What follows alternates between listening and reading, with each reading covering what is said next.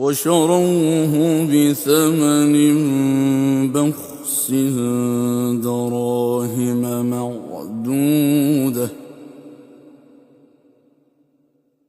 وكانوا فيه من الزاهدين. وقال الذي اشتراه من مصر لامرأته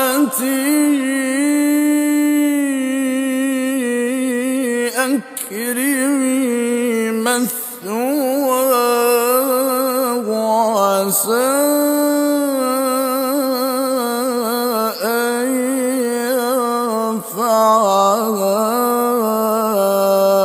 أو نتخذه